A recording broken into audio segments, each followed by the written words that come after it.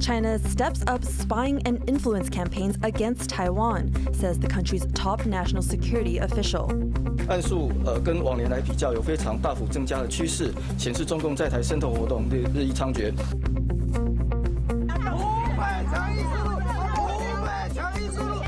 More fighting in the legislature over rules for recalling officials. EU tariffs on Chinese EVs go into effect, though not all members are on board. Plus, shaved ice is back earlier than ever as a new report shows Taiwan's summers getting hotter and longer.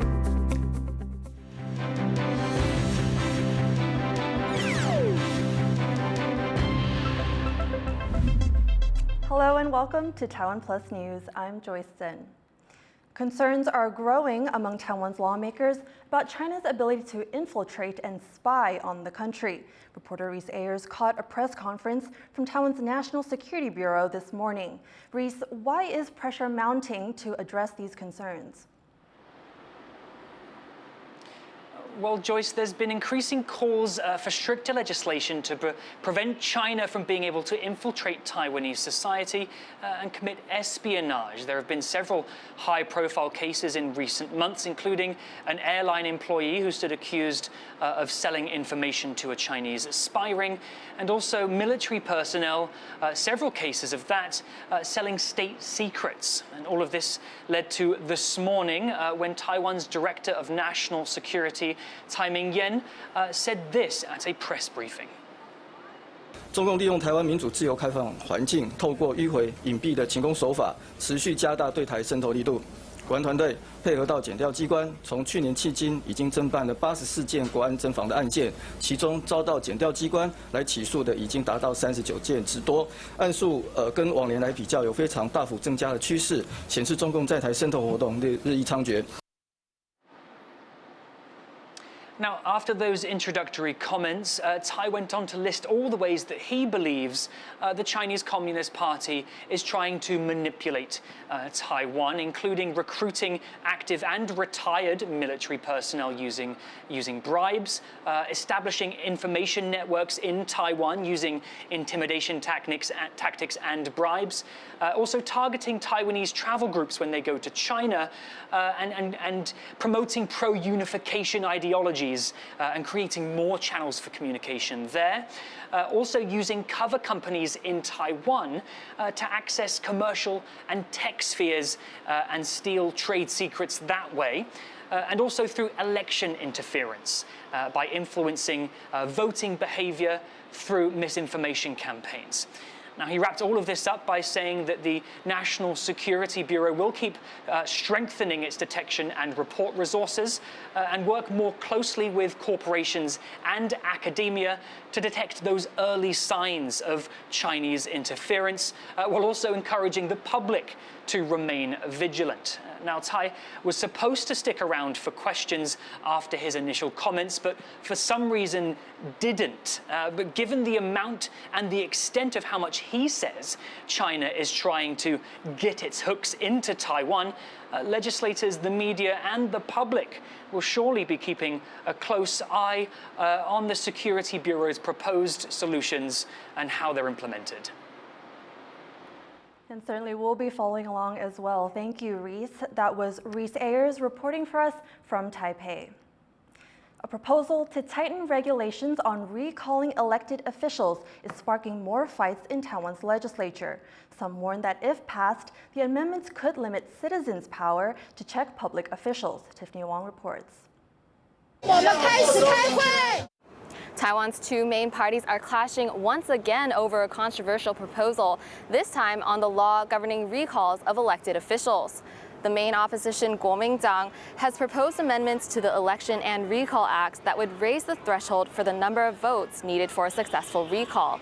Discussions were due to begin today, but the committee was unable to begin its review as legislators from the ruling Democratic Progressive Party shouted slogans and even physically fought with KMT legislators.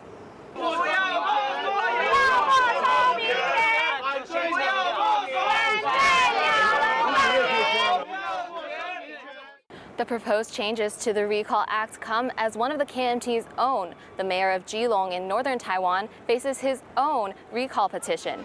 And they come just weeks after the opposition successfully pushed other controversial amendments that expanded the legislature's oversight of the executive, sparking protests around the country.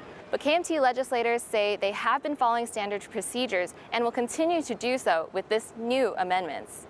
就像民进党一直以来都是讲说要充分的讨论嘛，那我们今天也是依照这样的方式，希望能够凝聚共识。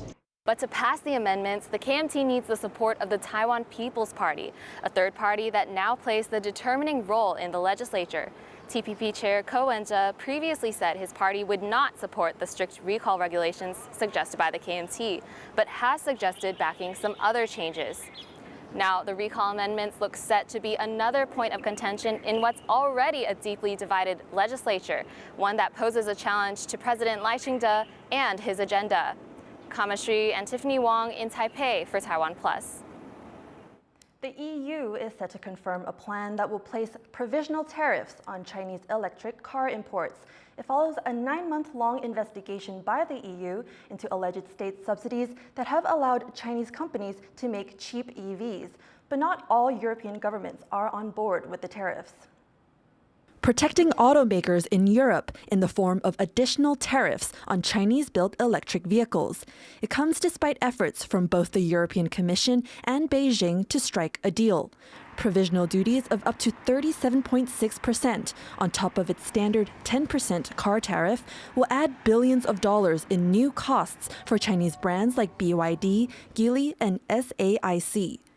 It's the result of the bloc's largest trade case against China, launched last year by Commission head Ursula von der Leyen, which concluded Chinese EV makers weren't playing by global trade rules and were benefiting from unfair subsidization.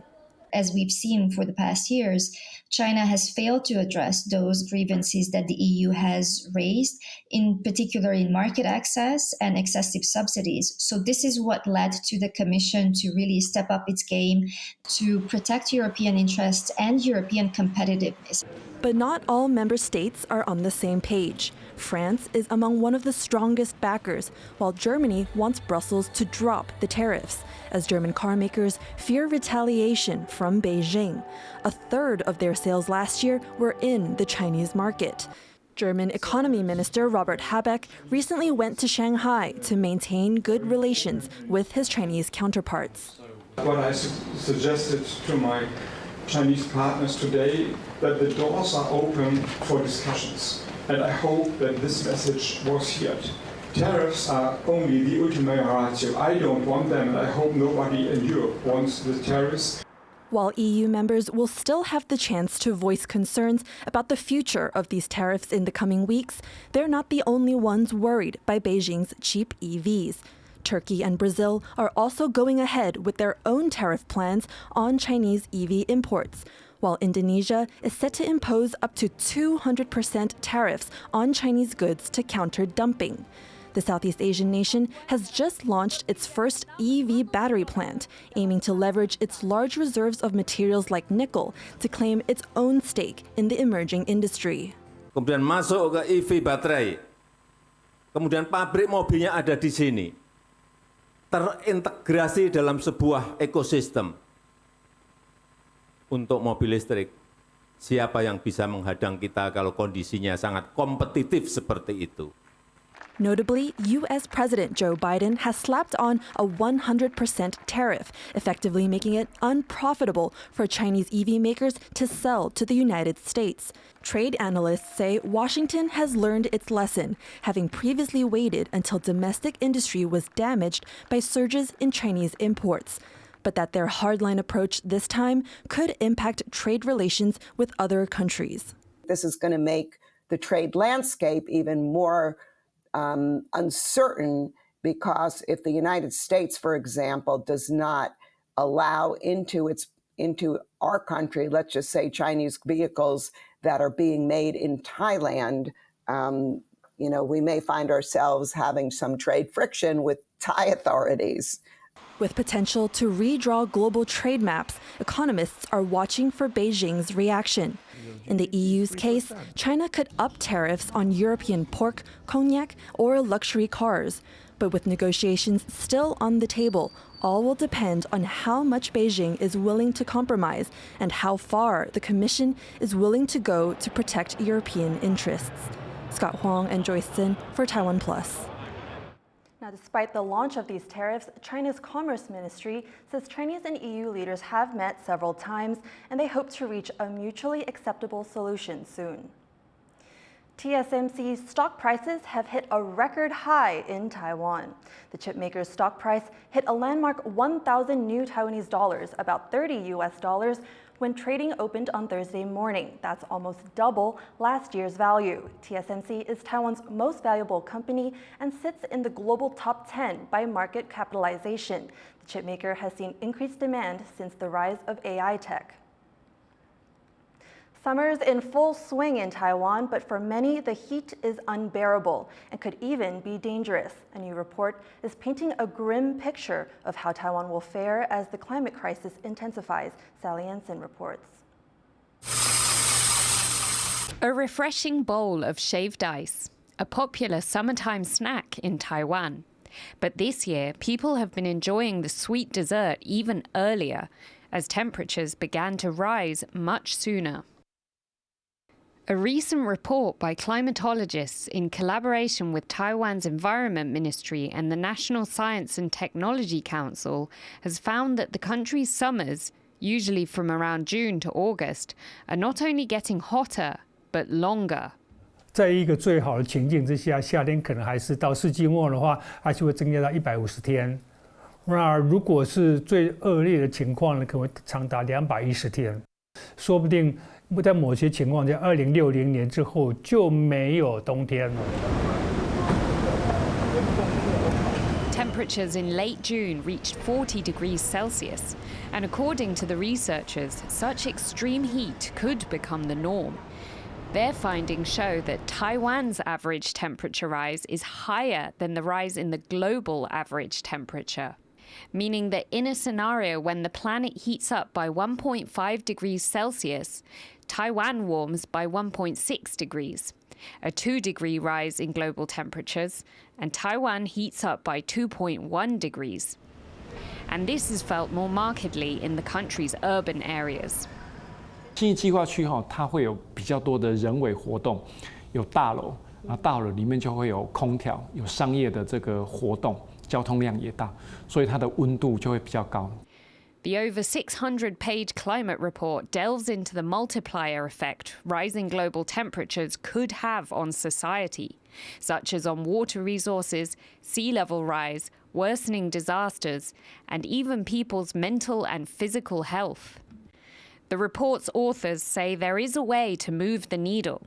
If government, industry, and the public work together to reduce planet-warming greenhouse gas emissions and restore lost biodiversity. 我们可能要回来看整体的国土的利用跟规划，我们的产业、我们的聚落、我们的社会经济发展的脉络，我们可能必须要从比较根本的问题去处理这一块。 Now halfway through the summer, and officials here are advising the public to avoid strenuous outdoor activities and stay hydrated. But with the report painting a much grimmer picture for the country, Taiwan may need to find equally drastic solutions to match. Dolphine Chen and Sally Ensign for TaiwanPlus. Coming up after the break, railway workers are punished for a train accident that injured 9, but their union says the penalties are too severe. 台铁的这个杜董事长，不要因为自己要政治负责，连带拉基层员工下水。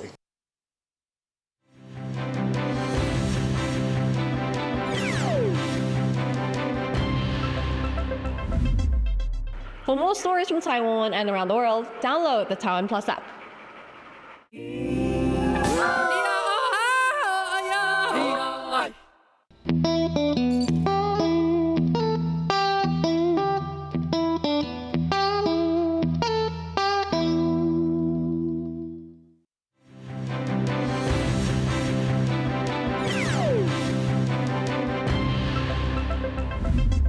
Welcome back. You're watching TaiwanPlus News.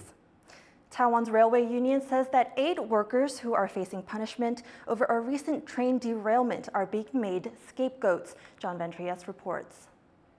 This train still bears the scars of a collision with boulders that caused it to derail 2 weeks ago. Dazed passengers were left to walk out into the rugged terrain of Taiwan's east coast. 9 were injured. Taiwan's state-owned railway company now says more should have been done. It's rewarding 4 employees, including the conductor, for their actions, and punishing 8 others for negligence. One of the stiffest punishments is going to a worker charged with monitoring security cameras. A camera overlooking the accident site captured the flood that dragged the boulders onto the tracks as it happened, 19 minutes before the train crashed into the fallen rocks. But no one warned the crew there was danger ahead. 发生这个事情的那个当下，他人是在里面。他自述呢，就是他在里面有做监看，但是他没有注意到那2个荧幕，他的确没有看到，所以他也没有反应跟通报。The company's chair has asked to be punished as well, but the railway union disputes the idea that the people monitoring the cameras were negligent. 这些第一线的员工是在一个有非常多几十甚至到上百的荧幕前面在进行监控的。等到就是收到了相关气象单位或者是监测单位的通知，我们公路段的同仁才会特别针对该路段去进行监控。台铁的这个杜董事长不要因为自己要政治负责，连带拉基层员工下水。 As the rail company hands out rewards and punishments, it's also taking steps to prevent similar accidents.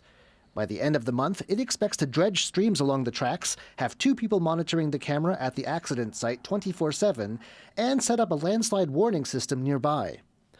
Other work, like shoring up vulnerable mountain slopes, may be done by the end of the year.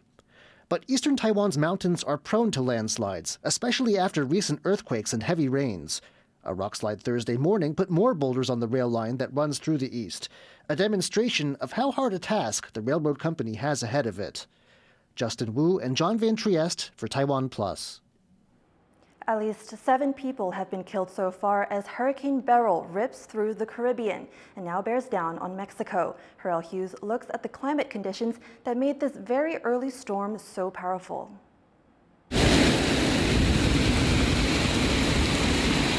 Dark skies over Jamaica as Hurricane Beryl passes and makes its way toward the Cayman Islands. The storm already tore through the southeast of the Caribbean, bringing heavy rains and winds of up to 215 kilometers per hour and leaving disaster in its wake. At least 10 people have been killed. Structures are destroyed, trees uprooted, and coastlines devastated. All the vessels in here have damage, all have damage. Structural damage, but we got a good few vessels that is on the water. We don't know how much the total is right now, but we estimate about 30 or maybe 40 vessels on the water. The powerful storm formed along the coast of Venezuela and quickly strengthened into a Category 5, breaking climate records. It's the earliest and most powerful storm to form in the Atlantic in recorded history. Jamaica's prime minister declared the country a disaster area ahead of Beryl's approach and noted the effects of climate change on the strength of the hurricane.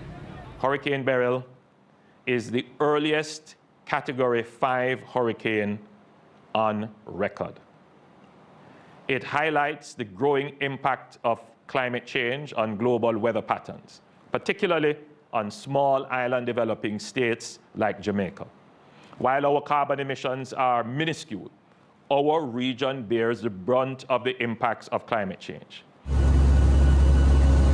The storm is now making its way west as it barrels toward the Cayman Islands and the Yucatan Peninsula of Mexico, and residents in its path are preparing for its arrival. Pero sí, en nuestras casas, pues ya estamos asegurando las casas, ya están cortando árboles porque pues tenemos árboles. Pero sí, desde la semana pasada nos preparamos porque se moja todo. Hurricanes of this magnitude do not usually form so early in the season. They require very warm ocean temperatures, which are usually not seen until September. 2023 was the hottest year on record, and 2024 is on track to match or surpass it, which means powerful storms like Hurricane Beryl may become more common. Delphine Chen and Harel Hughes for TaiwanPlus. It's election day in the United Kingdom, where voters will elect a new House of Commons. If the polls are right, the result is likely to bring an end to more than a decade of Conservative Party rule, Chris Gorin reports.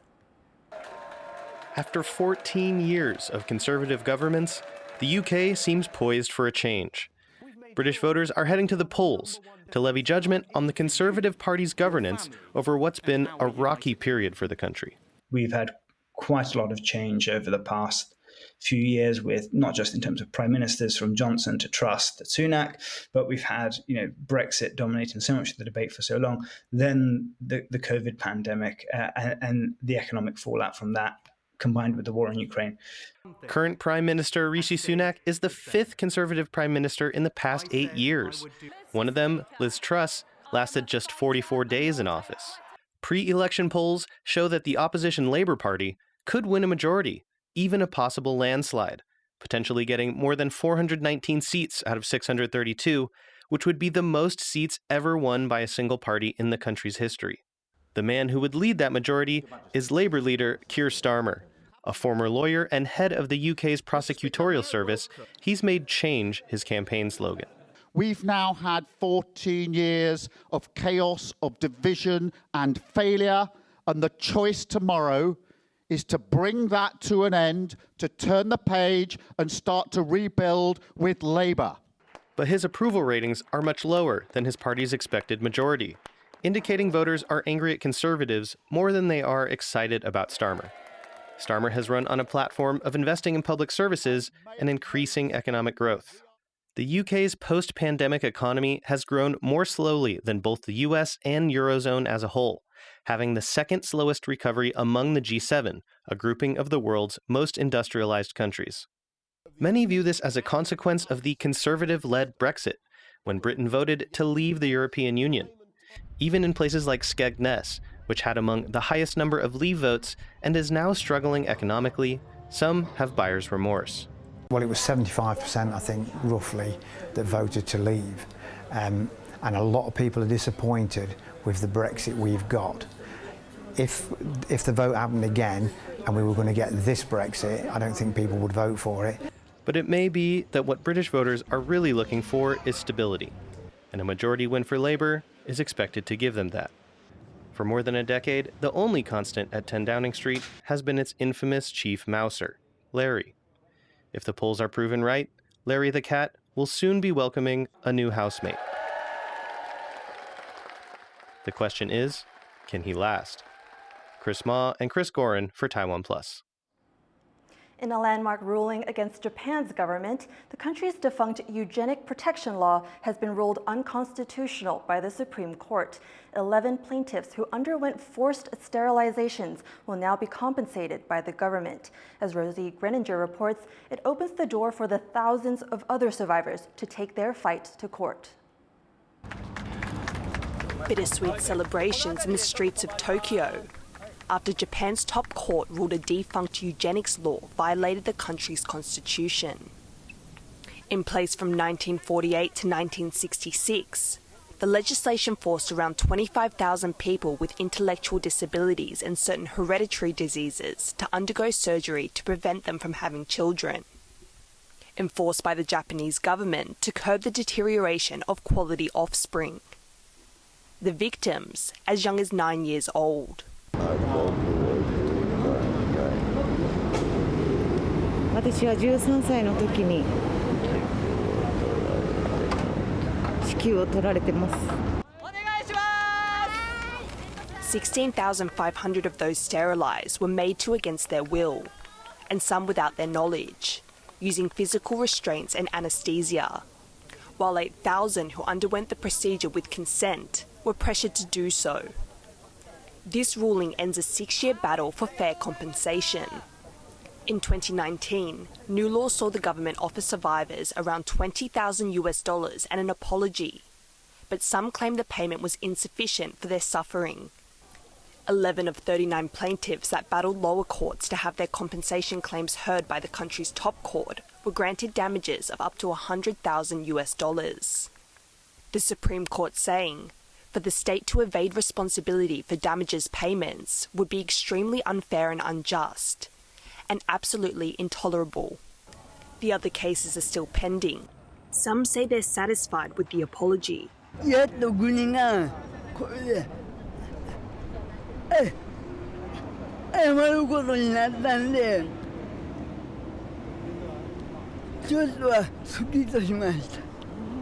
But for others living with the trauma and in some cases lifelong medical complications of unsafe sterilizations, this landmark ruling has paved the way for more survivors to bring compensation claims to court. Devon Tsai and Rosie Greninger for TaiwanPlus. A Little League team from northern Taiwan is heading to the U.S. after winning the Asia-Pacific Regional Tournament in South Korea. Guishan Elementary School in Taoyuan defeated South Korea 3-0 in the final of the Little League World Series tournament on Wednesday. They follow Xinmin Junior High School's 10-0 win against Japan on Tuesday in the Junior League at the same tournament. Both teams have now secured a spot in their respective divisions' World Series finals, which will be held in August in the U.S. Thank you for watching TaiwanPlus News. You can visit the TaiwanPlus website or follow our social media for more of our stories. Finally, take a sneak peek at this new Barbie exhibition in London, celebrating the iconic doll's 65th anniversary. I'm Joyce. Take care and see you next time.